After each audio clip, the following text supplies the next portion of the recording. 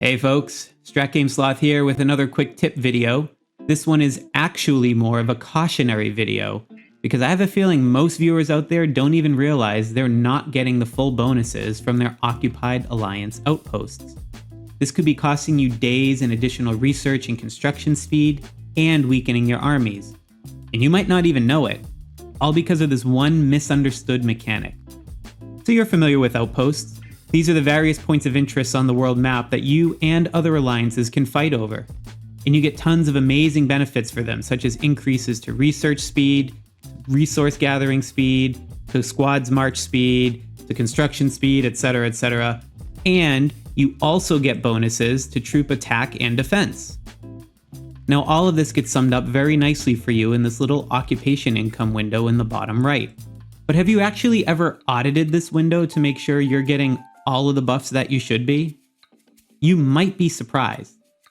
This is due to a little quirk in the game's mechanics.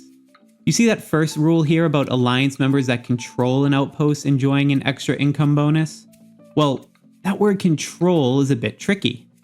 I would argue that this level 3 Scholars Tower, which shows up in my occupied window, which has been held for days and days uninterrupted by my alliance, has no attacks en route, and has a very healthy garrison during its vulnerable period, I think all this should classify as being controlled.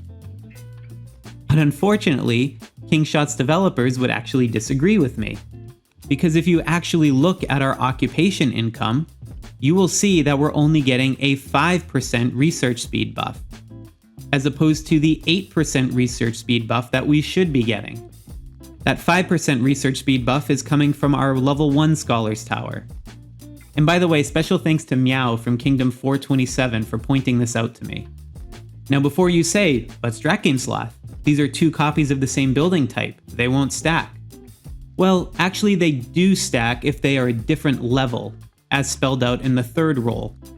For example, I'm getting 13% squad attack and defense, which is only possible by having both the level 2 and the level 4 armories of both attack and defense types. So despite showing this as an occupied building for our alliance, we're not getting the bonuses that we should be. This is all rather unfortunate because I'm recording during the last day of KVK, where we have both our fresh ideas and the regular KVK bonuses to research speed, and I'm coming up very quickly to getting my own Chief Minister boost.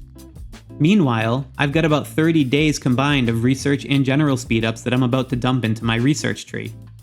So without having this extra 8% speed bonus that I was expecting, I'm essentially wasting days of research time.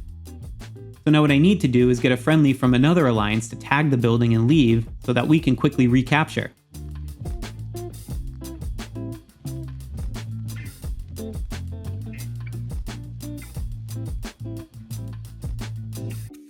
Thanks, buddy.